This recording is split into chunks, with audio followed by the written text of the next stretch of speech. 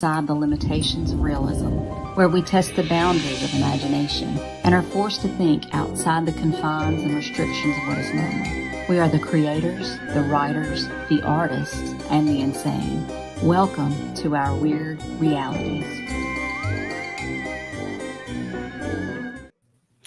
Hello and welcome to the Wild Weird Women of the Wyrd Realities Network. My name is Finley Jones, and tonight I am with Morgana and Hadley and Crystal and Bethany, and Jen is going to be on shortly.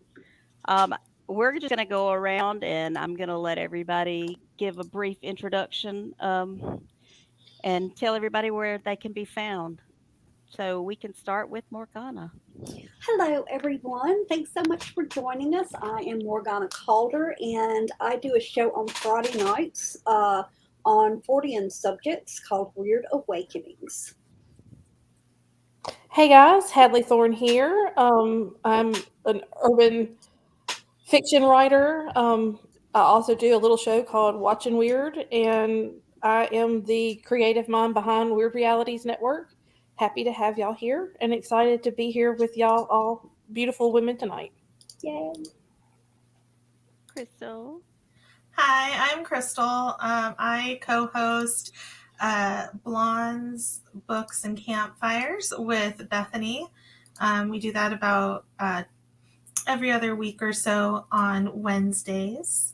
And I'm very excited to be here and talk about this tonight. And hi, I'm Bethany. I am the other host of Blondes, Books, and Campfire Tales. I am also a horror writer, and you can find me on the Wyrd Realities. You can find me on Horror Writers Inc. as well. And there's Jen. Hey Jen. Hey there. Will you do a little brief intro for us? I'm sorry. Will you tell everybody who you are? Hi, I'm Jennifer Sammons, and I'm here to talk about this case, which is fascinating. It is fascinating. So tonight we're talking about the West Memphis 3. And I think most everybody watched Paradise Lost, the child murders at Robin Hills, and then part 2, which was Revelation, and then part 3, which was Purgatory. And I also watched the Forgotten West Memphis 3 with Bob Ruff, who may be familiar to y'all from the Truth and Justice podcast.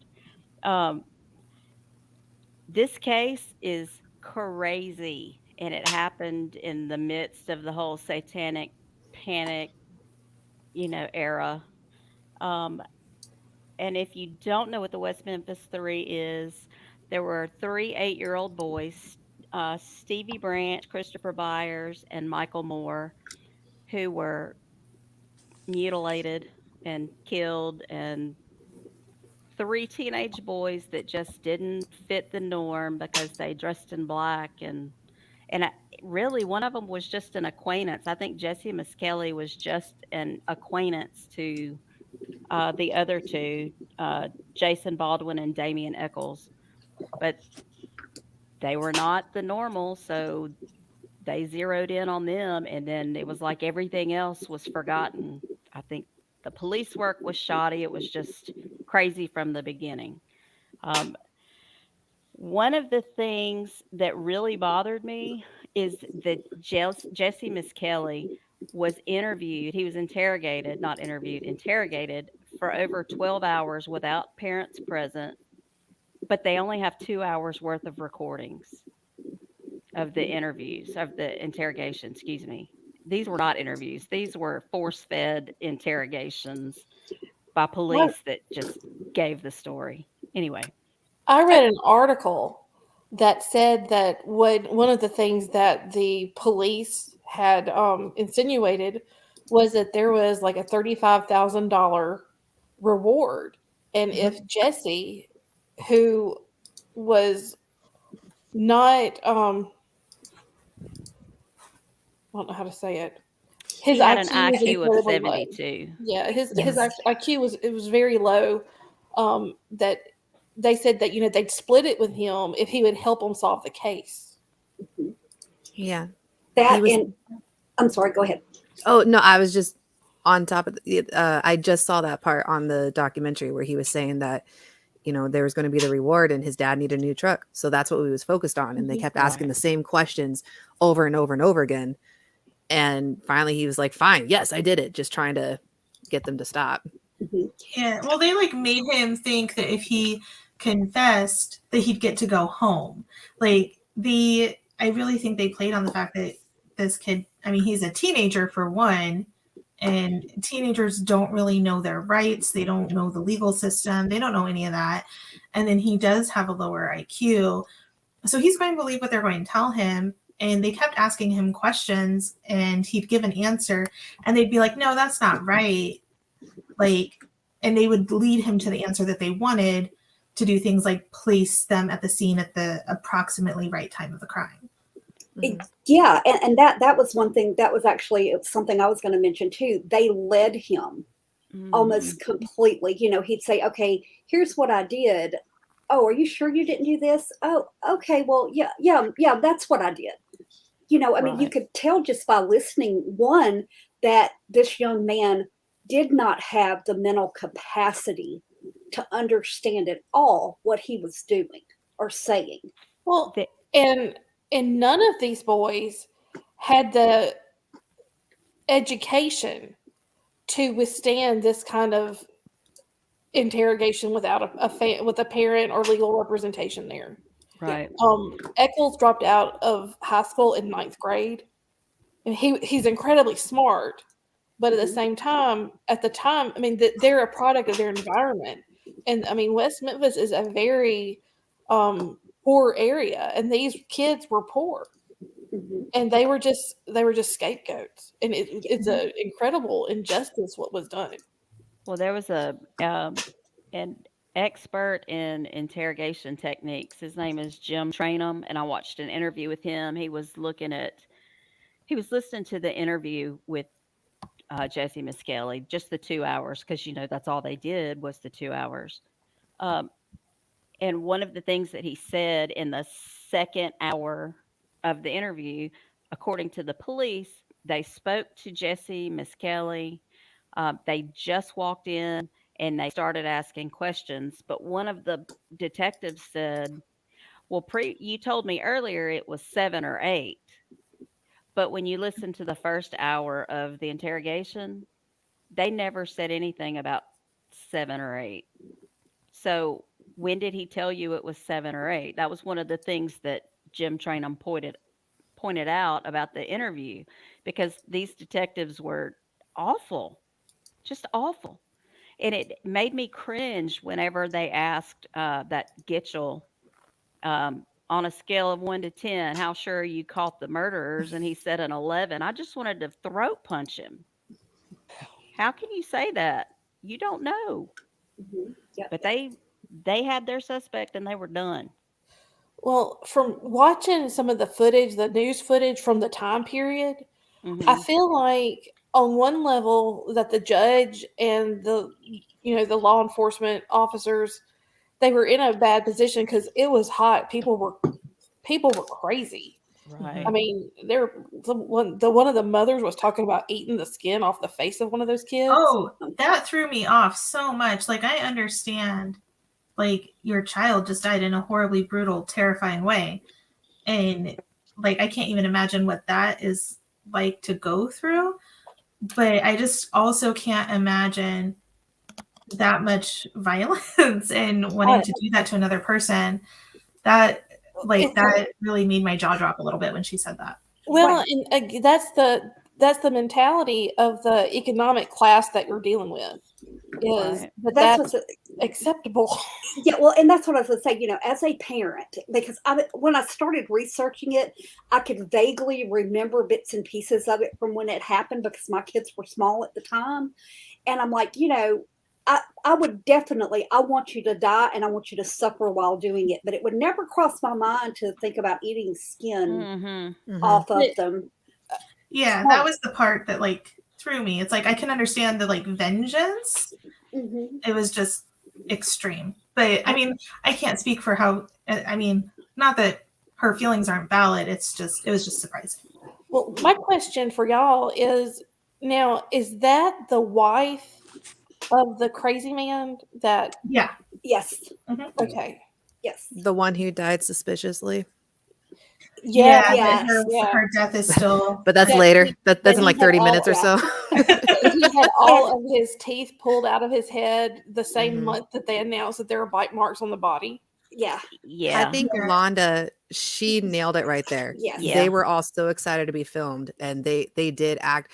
One of the first interviews on Paradise Lost with one of the grieving mothers was she was showing that she had the Cub Scout thing, but like right before she realized the interview started, she was like giggling and jumping around, like Mhm. I think talking, she was and on then something. yeah, well, she might have been on something, like she just lost her kid, so she could have been I on mean, mean, yeah, something. she might have Because needed she was But- way out there. whatever. Yeah. But, But all of them, I think everyone that they interviewed, and the press is going to latch on to the people who stand out. Like, why do you think Right. there's so much with that guy? What was his name? John Mark Byers. Yes. Yeah, I don't know my notes. He's shady. He had like main character syndrome, in my opinion. Yeah. Yeah. Like, I think to me, he would be my suspect. See, See, he's not I mine. don't think mine either. He's Well, not mine. you guys need to watch the third one because Mhm. that really covers it. And they had the stepdad of the other kid. Mhm. They found hair. That was one of the reasons they were granted a new like release or whatever, because that was the whole thing. They were worried that wasn't going to be the case, that they were going to get a new trial. Mhm. It was all of that. And Mhm. And the fact that he didn't even say anything. I mean, I don't know if any of you watched the movie with Reese Witherspoon. Mm-mm. yeah, De- I've was seen it. that Devil's Yeah. Knot? Is that Devil's what that Knot. Yeah. Mhm. And I watched that not realizing it was a movie, and then watched Paradise Lost and West of Memphis and everything. And the movie is very, very dead on to Paradise Lost and the trial coverage. And, when they show like her all excited and giddy, talking about her son's, neckband and everything, that's portrayed in the movie. But the fathers, the stepfathers, it just as much. I mean, Yeah. it was a very good imitation of what actually happened and everything. So, like I said, well, they got some of the best forensic people in the world Mhm. to get on this case. And basically, it doesn't point to that guy. It does Right. point to the other stepfather. Right. I Very want to take a Hobbs. minute and acknowledge our chat room because Yes. we've got a full house tonight, Finley. We've got Yay. Mike, hey Mike, we've got Lando, we've got Carrie, we've got Stephen Hill. Hello, Stephen. We got Rich and I think Sylvester's that's it. on. Sylvester and Mike. Sylvester, I lost Sylvester. Uh-huh. And if y'all would please hit that like button, whether you're watching on Facebook or on YouTube, and be sure to subscribe and like our channel. Yes. Thank you. Thank So you one for of the things that bothered me is Damien Eccles. We knew people in high school that dressed in the long black trench coats. Mhm. They were I mean, different. probably at least a They third weren't of my friends would have been picked out as suspects. right. from Right. high school. And I think people were so up in arms, and they were looking for a scapegoat. Mhm. And here you've got the only 3 kids in the area that are different, that make really good suspects. Right. Well, Mhm.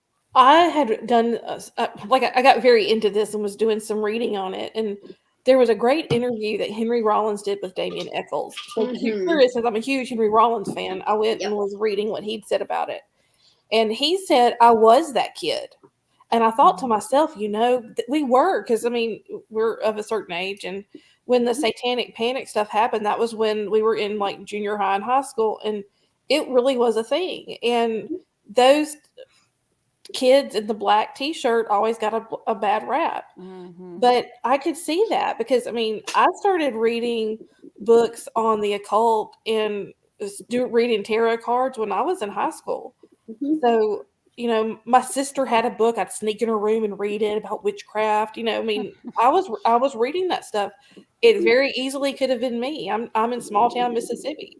Yep. I think a lot of us did that, like in reaction to the Satanic Panic, because it was always in the news, and it was always, our parents were always talking about it, And so, you know, it was just like, oh, well, what's everybody talking about? I can't even name like how many friends I had in junior high and high school that were looking into Wicca and tarot cards. And, you know, we'd be at slumber parties doing light as a feather, stiff as a board. Like, Mhm. and a lot of it was reaction. It's like you're talking about it all the time. You're making the kids curious and Yeah. they're going to look into it. And Damien Eccles reading about, you know, the occult and the satanic, well, he wasn't reading about Satanic Panic, but like reading about those things. Yeah, He was doing Aleister what millions Crowley. of kids all over the country were doing. It's just because he was doing it in small town Arkansas, he became a villain. Yeah, his And it was grandmother. also, go His ahead. grandmother gave him a Stephen King book as light reading when he was a child. Well, okay, and they called that weird in the court. That's not weird. Stephen King has been a best-selling author since Carrie in 1974. In Right. Arkansas in the 90s, it would have been considered weird. I mean, I was reading Stephen King from the I time was I'd been 12 12. and 13. Like, Yeah. Yeah. yeah. Same. I did a 5th grade book report on Cujo. So Oh. I was the weird kid. That's Nice. awesome. Yeah. Such a good book. Yes, I mean, you know, Stephen King's awesome. I mean, you know, what's not Right. to like? But also Anton LaVey and Raymond Buckland and probably every same book that I had on Wicca or whatever when I was, you know, young. Well, But one of the that was all that Anton LaVey was out. Yeah. Like Anton LaVey was out there, but that's like one of the main books that was out there about occult and Satan at the time. Like now you don't need to read Anton LaVey, but Right. in 1993. Yeah, or Aleister Crowley, you know, I mean, because they brought that up multiple times in the hearing, you know, I mean, and I remember when they got him on the stand, you know, they said, okay, well, you know, he believes this. Do you believe that? Well, no, I don't believe that. But you wrote something and it had this in it. And it's like, you know, again, you're talking about a kid who writes down music lyrics and, you know, thoughts and the things that they Lord. read and everything, you know. If someone saw some of the stuff that I wrote about, I mean, Right. good Lord. Exactly. You know, I mean, and like I said, so, you know, I think that, like I said, you know, it was just a convenience as much as anything, but boy, they sure did pick out everything that would fuel that satanic panic that was going on at the time. Well, and you know, they never interviewed the neighbors. Yeah. Right. well, they it never- was very orchestrated. Yes, When- they didn't interview anybody, and there was minimal DNA that was collected. Hmm. Well, and Yeah. that But was there what was a hair in the ligature of one of There the. were two, Jen. There were two in that Okay. same ligature, and one of them was Terry Hobbs, and And it was that's who not they on think his really did it. stepson. Yeah. It wasn't even in his stepson's ligature. It was in another child's ligature. Hmm. Right. But they Well- never tested the other hair that was in there with his.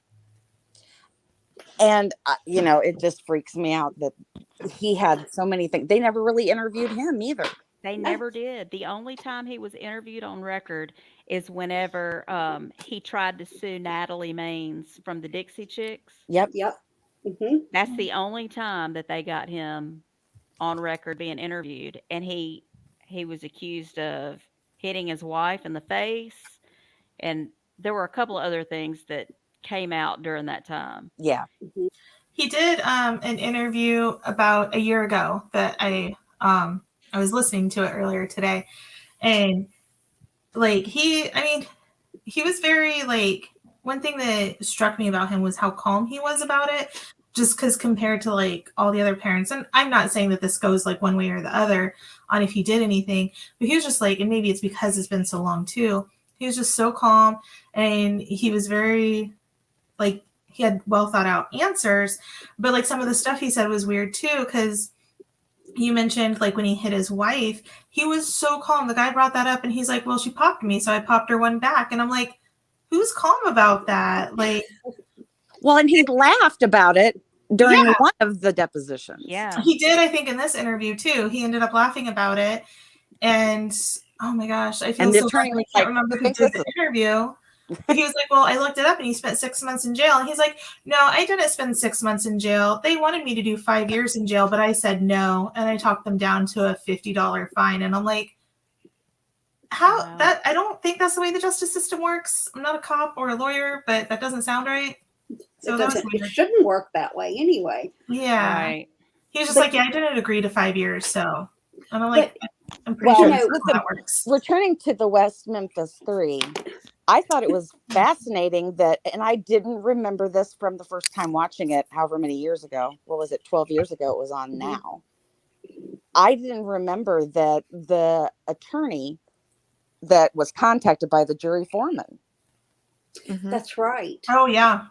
I had not remembered that detail. And I was like, That's oh my right. gosh, that is huge. That alone right there should have been enough for another trial. Mhm. Yes, absolutely. Yeah, because wasn't he the one that kept saying, or that said he was going to get on that jury Yep. Yeah. no Yep. matter what Mhm. it took, and he was Yes. going to be the foreman. Ken And he had Arnold. his and he Yeah. had his mind made up. And I don't know if they've proven it, but they think because Jesse Miss Kelly's confession wasn't used in Damien's and Jason's trial, but he mentioned it in the jury room. And I don't know if that's proven, but they believe that he did. Well, they had the sheets posted of Yeah. topics, and one of Yeah. them was crossed out, but one of the girls took notes, and on the notes it said Jesse Miss Kelly's testimony. Yeah. Okay. So Okay. let Yeah. me I thought, ask all yeah. this, Mhm. because it wasn't really clear to me. And like I said, I watched little snippets here and there while I'm doing other things. But one of the things that really kind of struck out to me was Damien Eccles being put on the stand. Yeah. Mhm. I mean, again, 19 years old, ninth grade education, for a murder trial. And I think that his attorney was pretty young at the time, wasn't he? Well, the attorney too, didn't he receive kind of a deal with the HBO for doing that? Because I Yes. thought that's kind of why he pushed, because then the other attorney was like, aren't you glad why we didn't put you on the stand? Because look what happened to him, Right. Yeah. type Yeah. thing.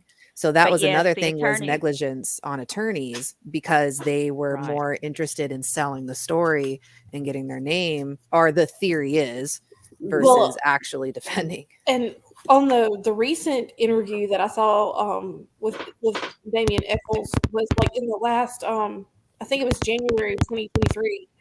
He was talking about that they're trying to get it passed where they can do the DNA analysis, because obviously it's changed since 93.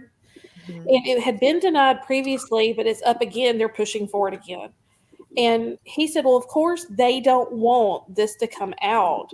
So many careers were made on this trial. Right. Mhm. And I thought, oh, yeah. Yep. Think Well, about it. Yeah. That original judge, like every time they found new evidence, he would just shut them down. He never let them do an appeal.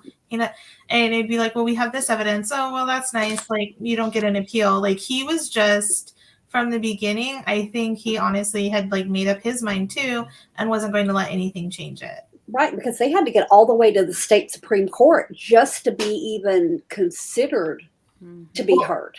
They only got their appeal when he was running for Senate. Yep. And he Yeah. was no longer on the bench. Mm-hmm. I Yep. don't think people realize how powerful small towns are in Yeah. terms of Mhm.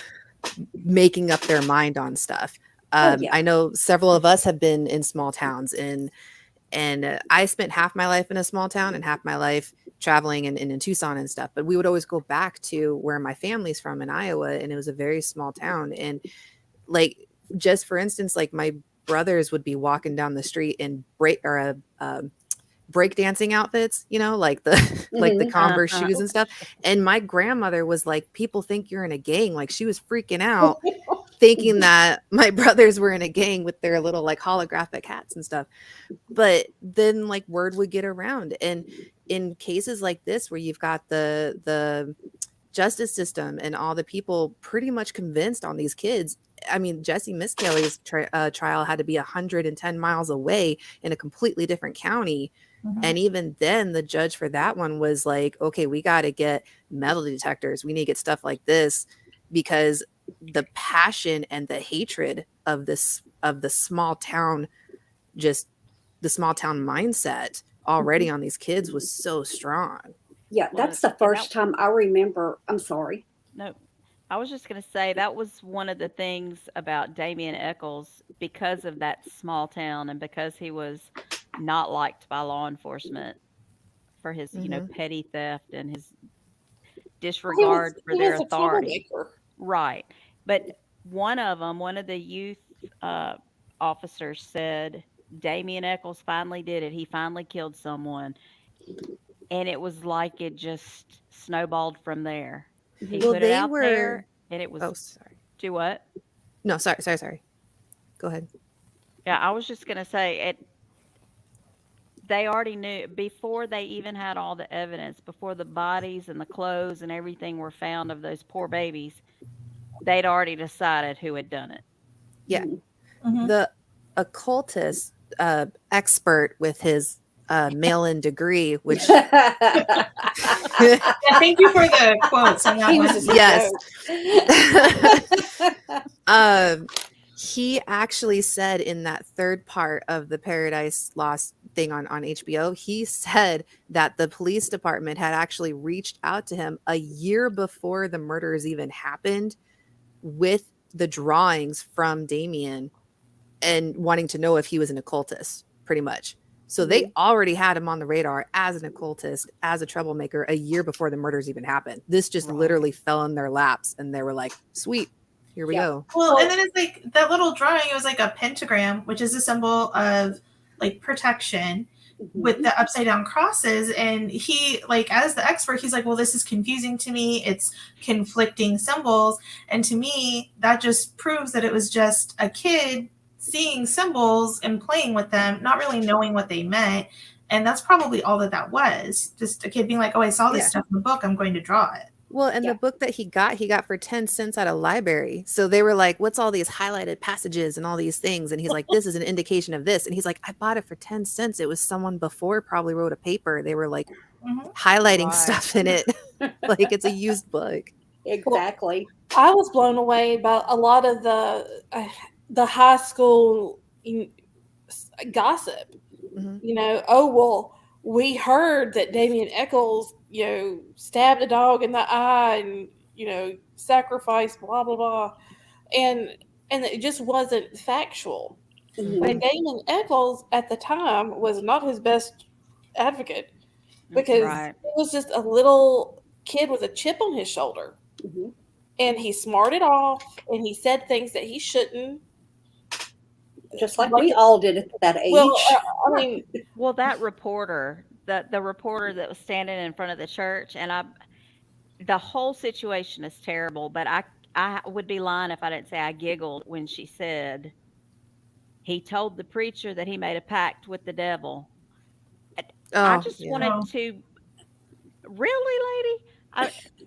The preacher never said that in an interview, but she says that's you what he can't you told her. can't trust the news on stuff like that. I They're all mean, full just of the but that's the whole thing about the gossip in high school. There's gonna be the rumor, and then it's gonna be embellished, and then before you know it, he is Satan incarnate, and just it's just stupid because that's how kids are Mhm. sometimes.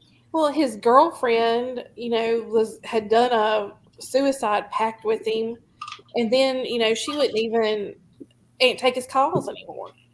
Mhm. I mean, and again, going back to small towns and um, I guess just the gossip that goes around the telephone line. How everything gets changed before you Right. get from point A to point Z, and when you have somebody who will say things like, "Yes, I'm not going to heaven. I'm too bad to go to heaven," or I can't remember exactly what he said. I'm Mhm. paraphrasing very Mhm. poorly, but it was just something just a snide little kid would make, Mhm. Right. and Yeah. I've seen him since then. And like I said, I've watched a number of interviews and things, and he's very eloquent. And on one level, I'm going to say that I think that in the case of him and I can't what's the other kid, not Miss Jason Kelly, Baldwin. Jason.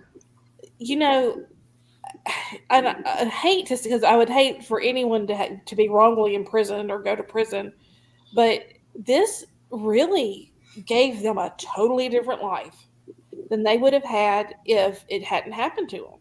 Hmm. I Yeah. mean, they would have been the same. I mean, they might have left West Memphis, but they wouldn't have risen to the stature that they have because the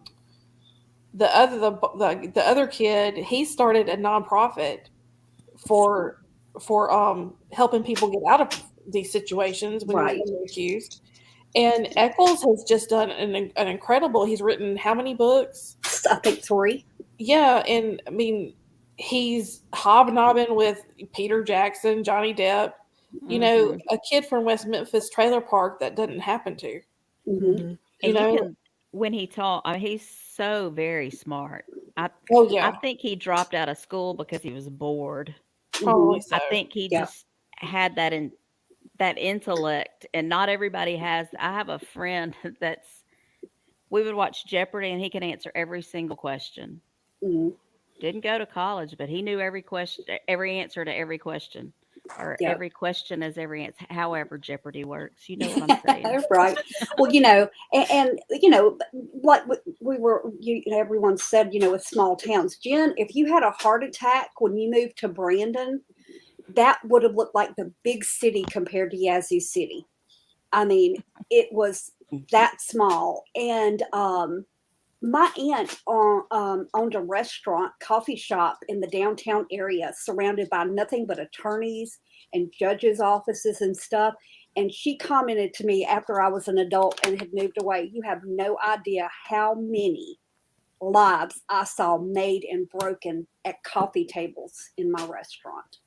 Because both attorneys would come in, said, and then a half hour later, the judge would come in and they'd sit there talking about it like they were just, behind Mhm. closed doors. So, they never stood a chance. Right. I think that So just go ahead. Sorry. I was just going to say, I think that just kind of boils down to the essence of this case is the fact that 6 boys' lives were completely ended or altered on that Devastated. night. Yeah. Yeah. It Absolutely. Well, and the murderers of the murderers of the small kids are still out there. Mhm. Right. Mhm. And nobody, well, I mean, not nobody, but the justice system in that small town is not, as far as they're concerned, still to this day, it's solved and done. Mhm. And they're not looking No. for the truth. But, it's things like, okay, Terry Hobbs. To me, he's the one that did it because he didn't Agree. even say anything. I mean, his wife left to go to work at like 3 o'clock in the afternoon. It was right after school, and he didn't even look for him until after he picked his wife up at 10 o'clock that night.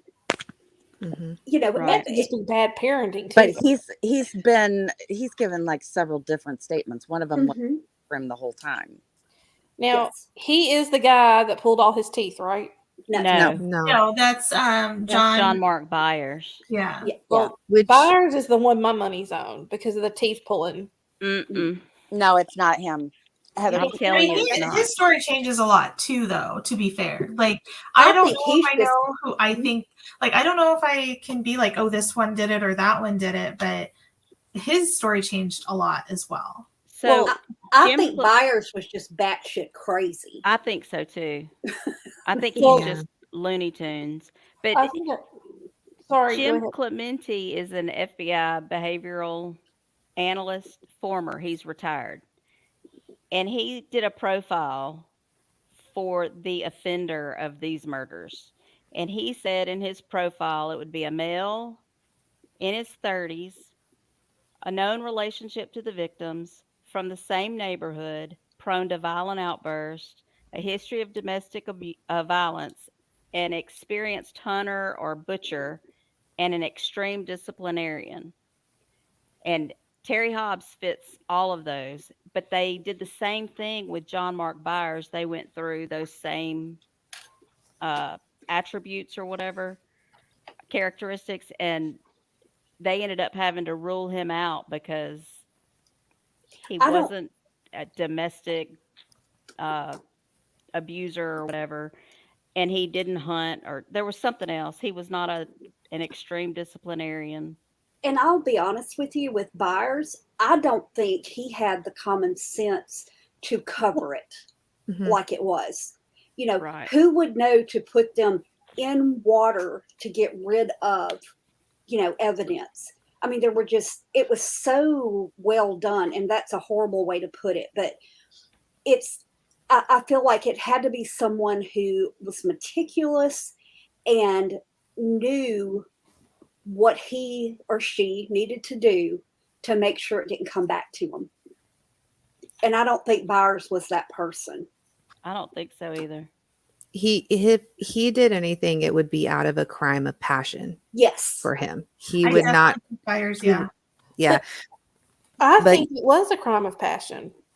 I mean, not necessarily, but not like romance, but like Yeah, I think more like a in the moment type thing where it's not planned out, whereas all the people are saying like this was like the person who did it was smart, able to plan this stuff, react afterwards, and I don't think he would have been able to react afterwards in the way to cover stuff up in the way that the person who did it. Did that make Right. sense? And going off of that same thing, one of the things that was said was that they believe the boys might have been caught doing something they weren't supposed to, or they weren't home in time, and when they were found, whatever, one of them was being disciplined and it went too far, and then he had to kill all three of them.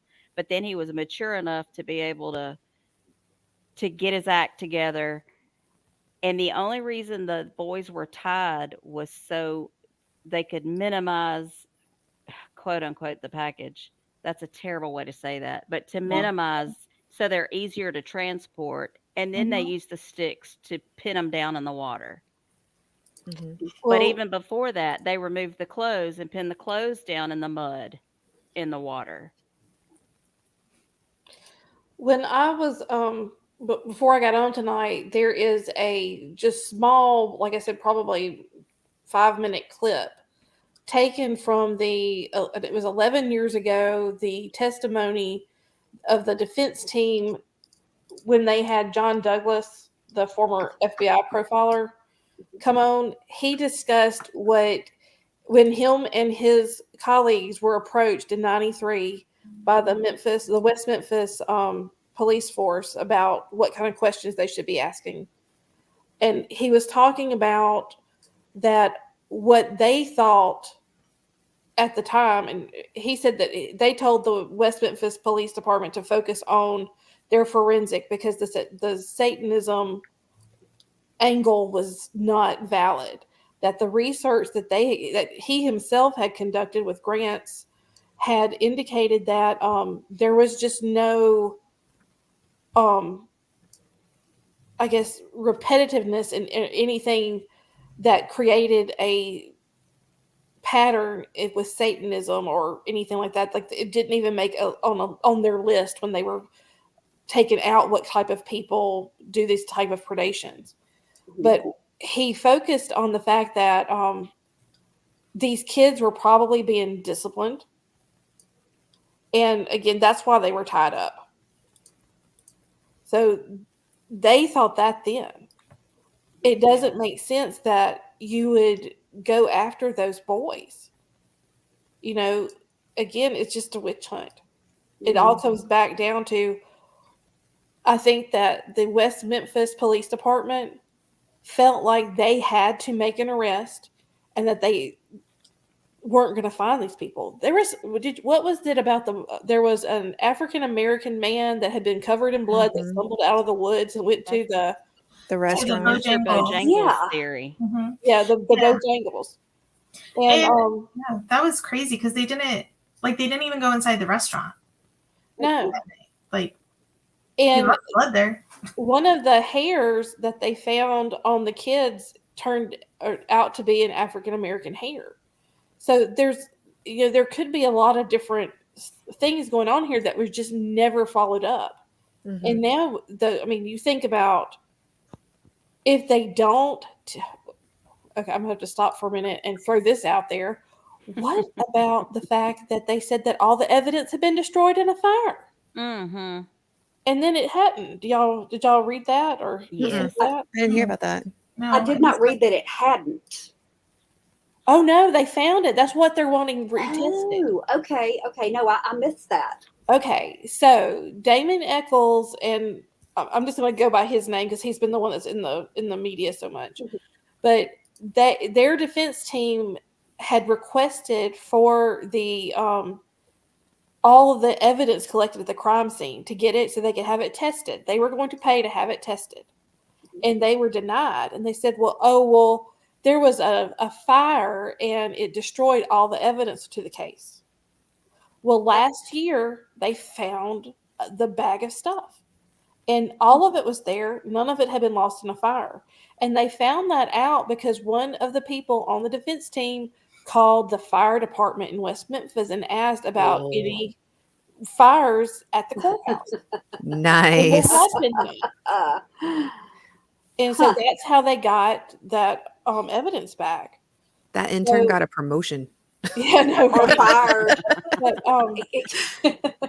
the interesting thing about, and I want to throw this out there, I'm sorry, Finley, but is the Hollywood aspect, which these documentary kids, they made a documentary about this, and it made it to Hollywood, and there was a girl, and like, she started watching, she was one of the artists for the poster, Right. and so they watched the video or the documentary, and she like, one of the guys, she's like, oh man, you got to watch this. And then they were like, oh, so-and-so's got to watch this. Mhm. These people went all the way to West Memphis to the trials.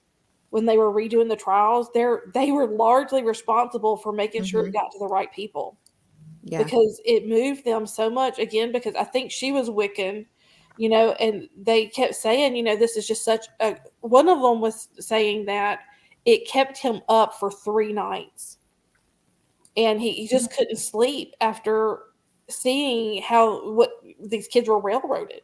Mhm. And that's where you start getting, you know, Peter Jackson. They got, again, Henry Rollins, Johnny Depp, that Dixie chick, Yeah. Natalie Maines. Natalie Maines, who else?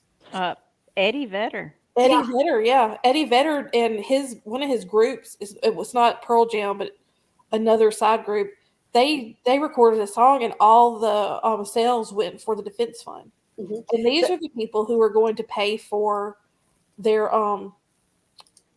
defense. Henry Rollins went on a tour with Black Flag. Yeah, that's And his they did band. Yeah, they did this whole thing. All the money went to Damien Eccles. Mhm. Yep. And like I said, the reason it goes back to the reason why is because it could have been any of them. Mhm. You know, Johnny Depp and Right. Damien Eccles had the same. They went and got the same tattoo. They're like really BFFs or something now. Mhm. Wow. Yeah, it's just crazy, you know. I mean and I'm not surprised, okay, you know, because like I say, you know, you're in a small town area, and it just things like that happen. You know, it's wrong. Everybody knows it's wrong, but that doesn't prevent it from happening. But you know, at some point, you would think that somebody would just like put their foot down and say, okay, enough, because now the children's parents, except for Terry Hobbs, are saying, okay, you know, we may have been wrong. You know, there's new evidence. We'd like to see it. But, you know, now, I mean, you know, but at no point did it cross their minds, you know, and like I said, you know, as a grieving parent, I wouldn't even begin to understand how they felt. Mm-hmm. But, you know, I would have wanted more answers, I feel like, than what they were given. I think Yeah. it's very interesting, the relationship that developed between Byers, the one that had his teeth pulled, and Damien Eccles. I do too. They had a bond. Yeah. He wrote him that letter that said, you know, I did exactly to you what everybody else was doing to me, and it was wrong, and I'm sorry. And like, the two of them were buddies. Mm-hmm. Yeah. Yep. And he came out strong saying, these boys did not kill my son. Mm-hmm. Yeah. And that's And big he stuff. firmly believes it's Terry Hobbs too. Yep, he does. Like I said, they arrested 4 other men. I saw it on something a few years ago that they were saying that now it was these 4 much older men and one of them had been a suspect for a while, and there was an encounter on film with him and Byers that it was all caught by the news media who were there. But I'm gonna see if I can look that guy's name up too. And Yeah, there were times when they were doing interviews with Byers and with the Hobbs woman and everything that it almost reminded you of a reality show. Mm-hmm. Yes. Mhm. It's like, okay, this is so scripted. These people have lain awake at night going, okay, well, if they ask me this, I'm going to say this, this, this, and this. It's so blatant almost. It was very theatrical in Mm. how they reacted. Yeah. One of To the- at least, and they even mentioned like the group of people from California that were working on freeing, the boys. That's one thing that he straight up asked Byers at one point. He was just like, when we're off camera, like we're having these civil conversations, and like I'm not saying we're friends, but you're being nice and congenial. And then as soon as the camera turns on, you're in like attack Hyper mode. mode. And why is that? Right. Well, did y'all see the thing where Byers was like burning up a bunch of stuff in the woods? Mhm. Yeah. It was like That the mock was- graves. Yeah. yes. That was crazy. Like Yes.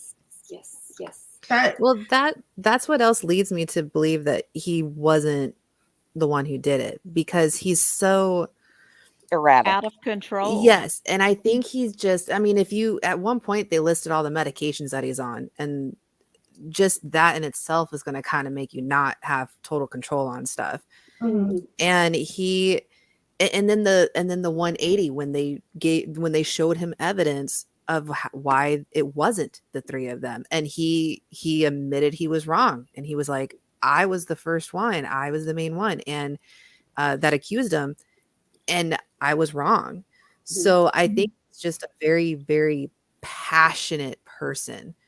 And I mean, I even like wrote down, I won't read it to everyone, but I was like, I wrote down word for word his like rant when you first saw him on the Paradise Lost one, where he was so angry, and you could feel that anger. And I think it was, take that, and that's how the town felt, and that's what the police force felt on the pressure to try and arrest or make an arrest. And that's what, once the town had someone to focus on, the whole town just focused on all of them. And it's just, I don't know where I was going with that, but like, I don't know.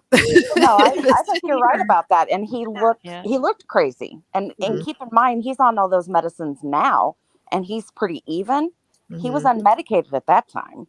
Yeah. And I think it was really easy, like small town mentality, and this horrible, horrible crime has just been committed. I think it was really easy for everybody to like latch on and get very passionate about it, especially when it just happened.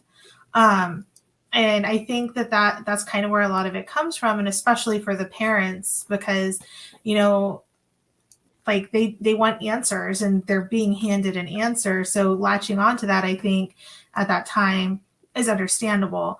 But then as more information comes out and new evidence is found, I think it does show a lot that the parents at least are looking at it and being more open now. And it took some time, and they were grieving, so that's understandable. But you still have like that judge and like the prosecution, they're just like, nope, none of this matters. Well, and that was another thing that I found interesting with Terry Hobbs is today, or, I think last summer was the last interview I saw with him, was that everyone else, except for, the ones who made their careers off of it, were like, if there's evidence, then, I want them to, use that. I want to see that. I want them to do the DNA. But Hobbs still to this day says, oh no, the guilty ones were in jail. It doesn't matter what they've said. Oh, well, there's new evidence or whatever. He's just adamant about it. So And he's the only one of the parents that is like that. yes, Yep. absolutely. And that to me is kind of telling. Okay, so That I saw an interview with oh my gosh, I can't remember her name, the mom of Stevie Branch. Uh mhm. Pam, is it Pam? Yeah, Hobbs. Yeah. Hmm. So it's her sister. The interviews with her sister, and she was saying that when Stevie was 3 or 4, he had an accident because he was in his potty training stage, and I was thinking 3 to 4? Hmm. Is it that old when kids I don't, my baby's almost 22, so I don't remember. Is that Girls, potty girls are training age? easier to train than boys. Okay. It just seemed kind of old. I was trying to play devil's advocate, Hmm. no pun intended, in the whole thing, but Devil okay. worshiper. No. Yeah, right. About the whole Terry Hobbs thing, but apparently Stevie Branch would get whooped a lot Hmm. and very hard if he had accidents or if he cried or showed any kind of emotion. Well, I But found the mutilation of the sex organs of one boy and not the other two bizarre. Well, Yeah. that was actually explained. It wasn't mutilation of the genitals.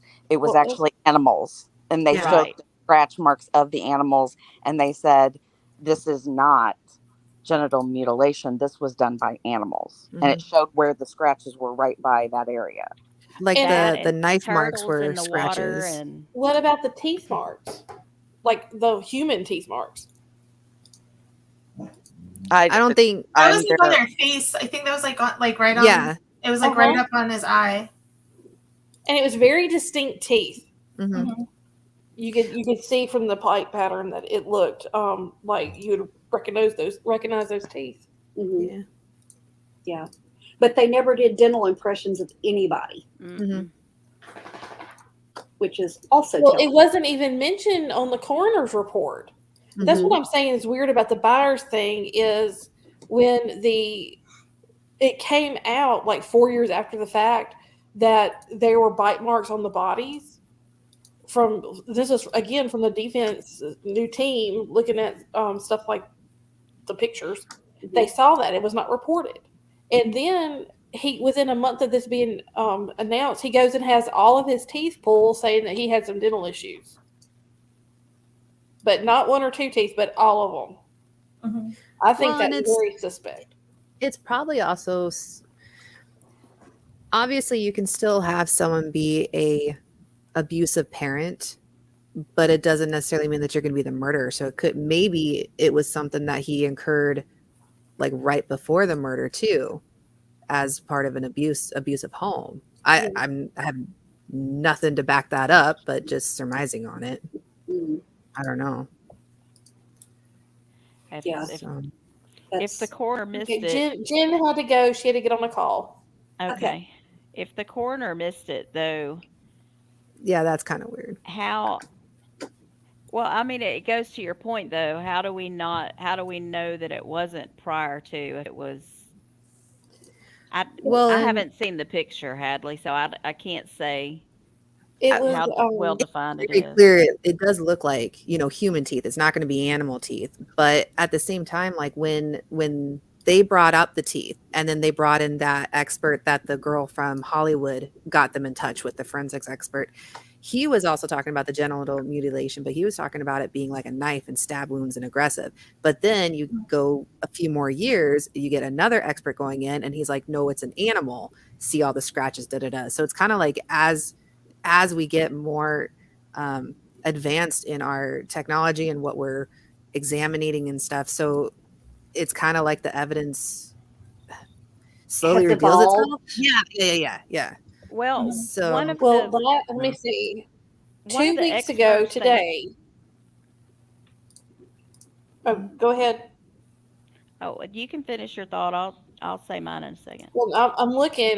2 weeks ago today, Damon Eccles filed an appeal asking Arkansas Supreme Court to order a hearing on on forensic testing.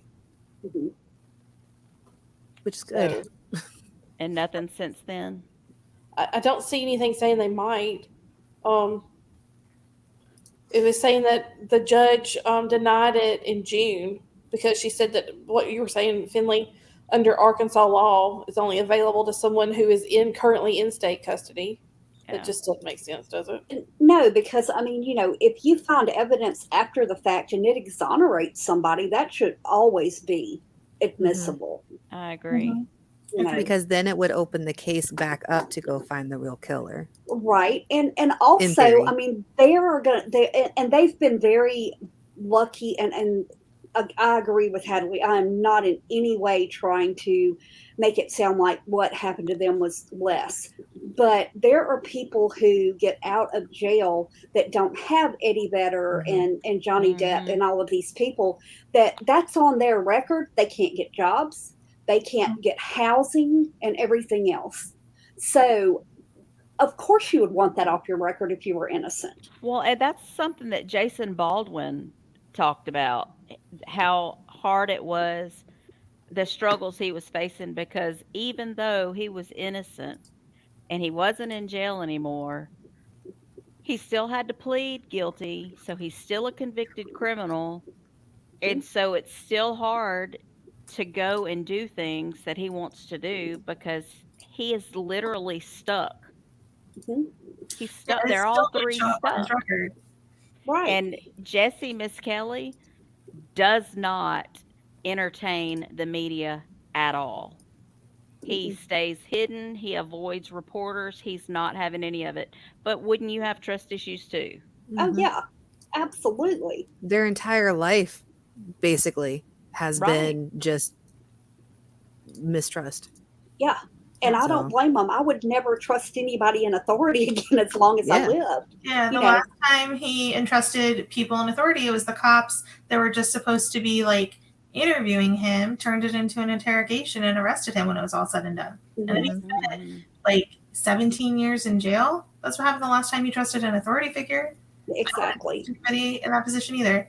And then, the treatment that they received in jail, and not at the hands of other inmates, but at the hands of the people that were supposed to protect them in jail, And I mean, and I'm not naive. I'm not stupid. I know what goes on in prisons, but, to me, it was excessive because they thought he was guilty, and Did you also, I don't know if I'm imagining that I read this or heard this, but did Damien Eccles say that he was raped repeatedly for a year? Yeah. That's what I thought. I missed that, but I did hear when in the Henry Rollins interview talking about being beaten by guards daily for the first 6-8 months he was in prison. Well, I mean, look at the protective custody that pedophiles have to go into. So imagine in a small town mindset of, I mean, granted, the jail's not in a small town, but it's still, even during that time, like they're not going to protect prisoners' rights at that time. No, they still don't. Yeah. I mean, they still don't. Exactly. So, I mean, it's crazy to think, that they would in any way have any kind of protections. And, and I'm that person that, as liberal as I am, I do believe in the death penalty because, to me, if someone is a proven pedophile, they should be put down. End of story. And I just, but it's one of those things, like I said, it's got to be definitive. It can't be, oh, we think, or oh, maybe, or might, but, there were too many questions still left open for people just to assume, it doesn't even take a deep look into this case to see how wrong it was. Yeah.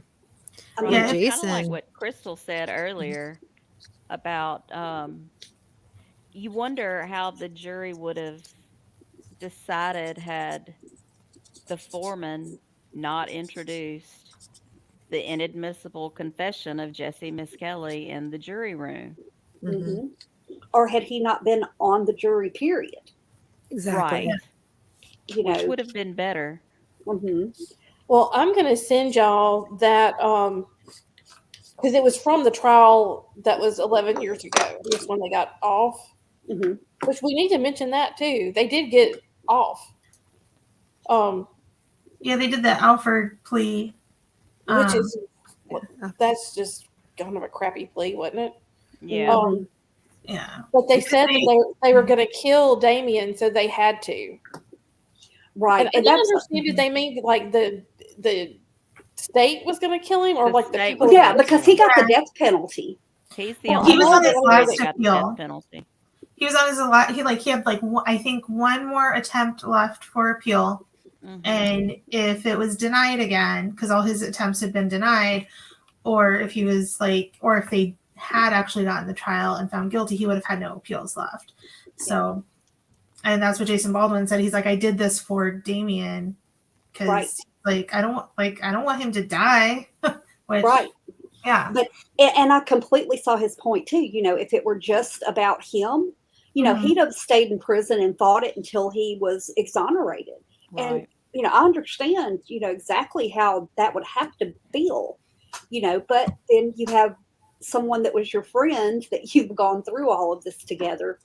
You have to make a choice, I think, at that point, and that's exactly what he did. Was made the choice to do it for Damien. Mhm. Yeah. Yeah. Well, I really hope that the state of Arkansas gets its head out of its behind and Mhm. the Supreme Court, I should say, of Arkansas needs to look at the evidence and go through it again. Mhm. Mhm. And I will say, and I hope I'm not misquoting this, but I think that I remember reading that they had to sign something saying they would not sue the state of Arkansas before they let them do the Alford plea. Yeah, I you think if so, you yeah. do because you're still guilty. Right. Hmm. Exactly. But yeah, you're right. Exactly. They said it. And Well, and I read something or heard something about how that was more in line with the state of Arkansas covering its ass so they could never be sued. right. Right. Hmm.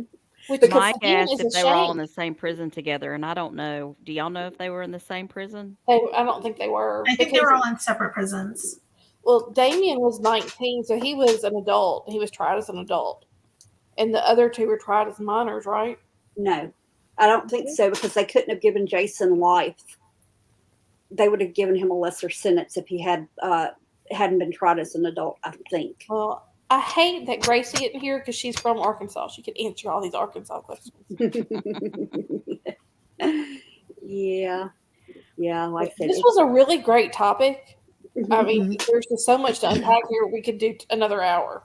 right. Probably. But I Yeah. will say that I found that John Douglas, the FBI's criminal profiler, it was his testimony at the trial that was 11 years ago. I'm going to send that to y'all so y'all can watch it. It's really not that long, but I promise you it's worth watching if you have any interest in what we just discussed. Absolutely.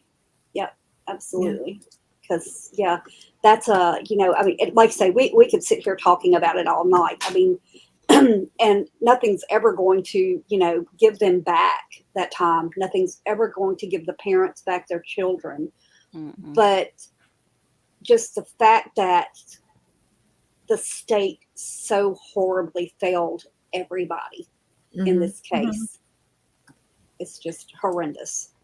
I agree. I do think those boys' families were failed. The victims, like their families were failed because they just went for the easy answer. And the easy answer was those kids are weird. They wear black and read Stephen King. Mhm. And then of course the West Memphis 3, they were failed too. They lost a big chunk of their lives.